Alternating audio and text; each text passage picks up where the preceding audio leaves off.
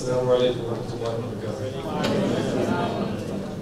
الحمد لله رب العالمين والصلاة والسلام على أشرف الأنبياء والمرسلين وعلى آله وأصحابه أجمعين. Alhamdulillah, it was a very embarrassing introduction that I'm not deserving of. But one thing that the graduates, inshallah, this is a day for your success. And whenever people mention your successes, and you know, as he did, any success, it reminds you of the saying of one of our prophets, وَمَا تَوْفِيقِي إِلَّا بِاللَّهِ, that any success that I have, and this is the prophet of Allah, and he's talking to his people. And he's saying that any success that I have, any power, any ability, it's only from Allah. And that is something that I remind myself of, especially when people start listing things out like that. And also something that you guys should remind yourselves of. That to get to this point, you studied for 12 years in this school, or if you came from somewhere else and did a portion of it here. To get to this point, it took a lot of your own ability, a lot of your own studying, a lot of sacrifice on your own part. But at the end of the day, to see this success continue, you have to abide by that one principle, is وَمَا تَوْفِيقِي إِلَّا بِاللَّهِ, that every ounce of success that I have is coming from Allah. And I can guarantee you that, and as a lot of the elders in our audience can attest to, that if this is your focus, if you keep this at your core, the success will just keep on coming. So that, I pray that today, if you take nothing else away from today, celebrate your achievements and be proud of everything you've achieved, but also realize that that achievement came from Allah subhanahu wa ta'ala. And whatever you go on to accomplish from here on forward is also going to be from Allah subhanahu wa ta'ala. I want to start today, before talking to you guys, is by talking to the parents in attendance and thanking them. May Allah subhanahu wa ta'ala reward you all, because I've always had an appreciation for the parents, the teachers, the faculty that make institutions like this work. Because it does take a lot of work. And even if people list out all the names, there's some people that got left behind. Because it takes an entire community to mobilize this kind of effort. And despite having an appreciation for this, when I really realized it was this past year, my older daughter, she turned 5. And she never went to daycare, and we're trying to decide what to do for schooling. And alhamdulillah, now we're in a position that we decided to send her to Islamic school. And every place I went to, every place we were kind of scoping out for my daughter, the one thing we took away is this is a great school, but you know what? It's a lot better than it was 5 years ago. Every single place. That this is a great school, it was a lot better than it was 5 years ago. Whether it's this school, whether it's the schools in Long Island, the schools out in Jersey, every single place can say this. And it's not a lie, it's not them bragging. That every single school is better than it was 5 years ago. And that is only because of the parents. Because we have a lot of people, especially when it comes to Islamic school, and the parents here can attest to it. Allah subhanahu wa ta'ala says in the Quran, لَن تَنَالُوا الْبِرَّ حَتَّى تُنْفِقُوا مِمَّا تُحِبُّونَ, that you will never attain righteousness until you spend from that which you love. And the one thing that the parents love the most is their children. And when they make that decision to send their children to Islamic school, they're doing it with a lot of noise in the background. Because people are telling them that don't do this. Your kids aren't going to succeed. They're not going to get their portion of the dunya. People are telling this to them. But they still spend from that which they love the most. And by spending that, they put their kid in this environment.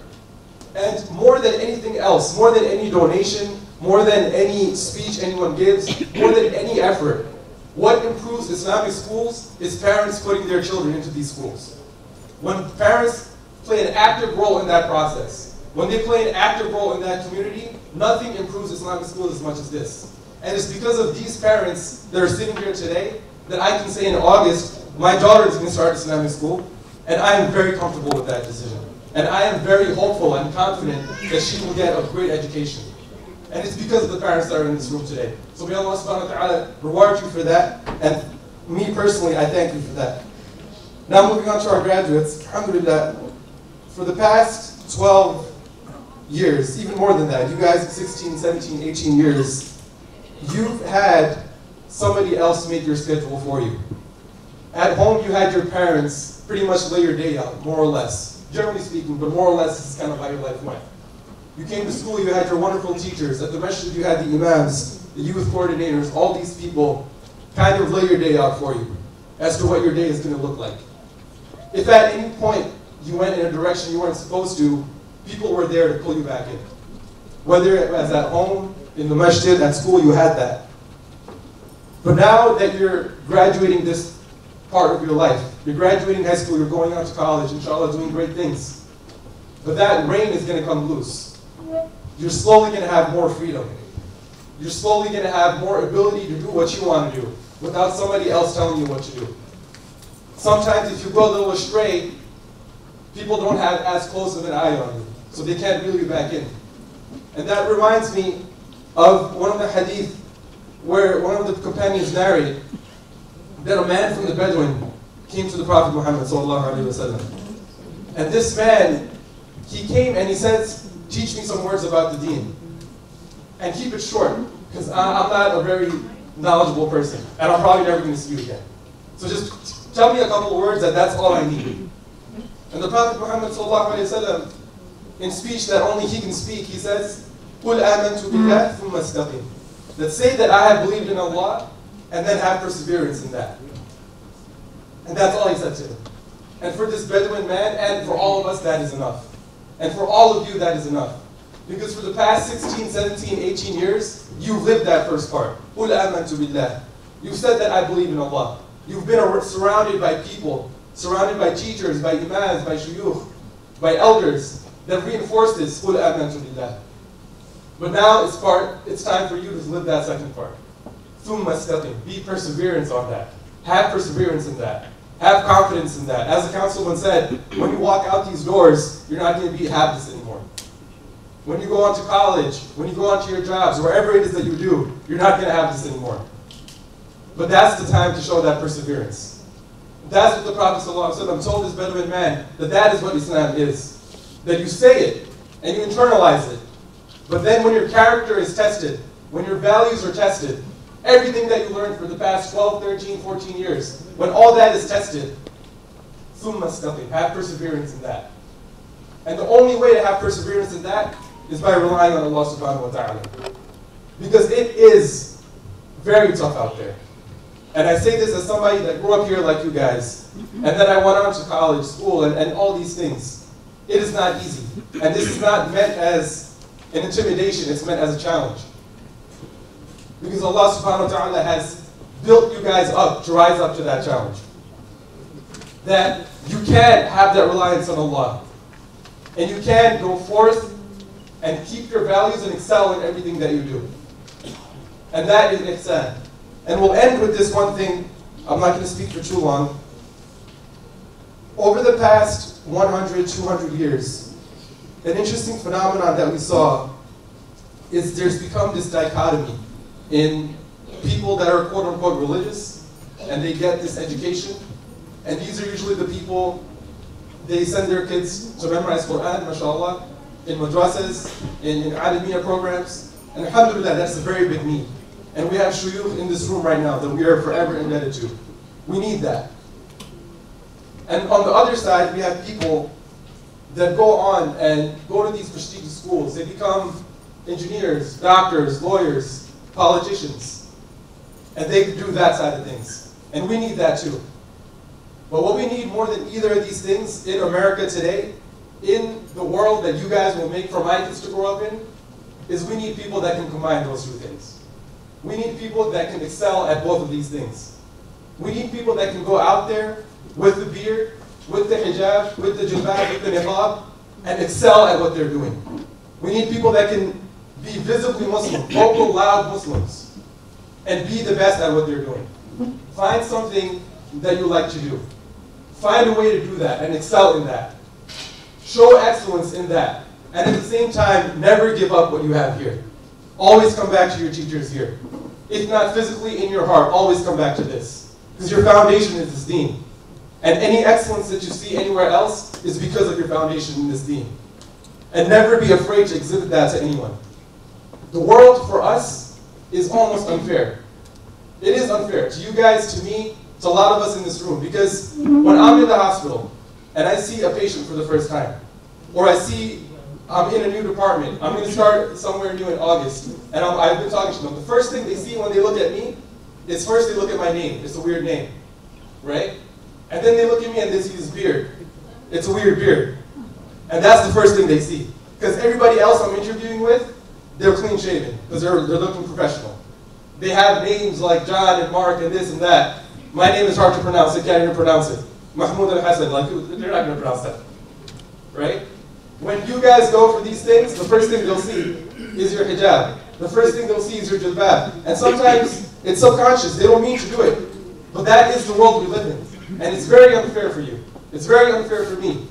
But in this circumstance, you have to excel. In this circumstance, you have to show them that, you know what? Because of this, because of what this represents, because of what this hijab represents, this is the reason that I am the best person in this room right now for this job. This is the reason that I am the best candidate you have. And blow them away with that. And I guarantee you, with the foundation that you've built here for the past years, with that istiqamah that we spoke about, with that perseverance and knowledge of Allah subhanahu wa ta'ala, you will blow them away every single time. Every single time. And then they don't see the hijab anymore. Then they don't see the beard anymore. Where I work right now, I've been for about 6 years. When I first started, I was the weird guy, right? I was the one that needed a break every couple of hours to go pray. I was the one that wouldn't shave his beard for the mask fit. When COVID-19 happened, we took care of, I was in one of the hardest hit hospitals. They wanted all of us to shave our beards so that the mask would fit properly. And I said, no, I need another device because I'm not going to shave my beard. And then everybody looks at you like, why is this guy being difficult? Why does this guy need 10 minutes every Friday to go to Jummah? Why is this guy being so weird? 5 years later, and I don't say this, may Allah subhanahu wa ta'ala protect us, may Allah subhanahu wa ta'ala increase us. I don't say this out of arrogance. May Allah subhanahu wa ta'ala protect me. 5 years later, 4 years later, when it came time to choose a chief for the department, I was unanimously selected for that. Because then I wasn't the guy with the beard anymore. Then I was the one that was the best in his department, the best at taking care of patients. And that is what Allah subhanahu wa ta'ala will do for you too, as long as you rely on Him. And for the second part of that, don't lose what you have here. Increase in your Islam. Increase in your knowledge of this deen. Increase in your relationship with the Quran. Make that a part of your daily routine. Don't be satisfied with mediocrity. Whether it's something related to dunya, your profession, don't be satisfied with mediocrity. But even more so, don't be satisfied with mediocrity in your deen. Don't be satisfied with knowing only a little bit about Islam. Don't be satisfied by opening up the Quran and not understanding what you're reading. Don't be satisfied by opening up the Quran and only knowing a couple of surahs. Don't be satisfied with that. Don't settle for that. And people will tell you, there's a lot of noise always, as there was for your parents. People will tell you you can't do both.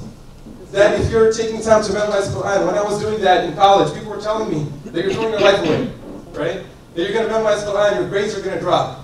And then now, years later, people ask me, how do you do this? How do you do this all? And the question isn't how I do it all, it's how do I study without having Quran as part of my life?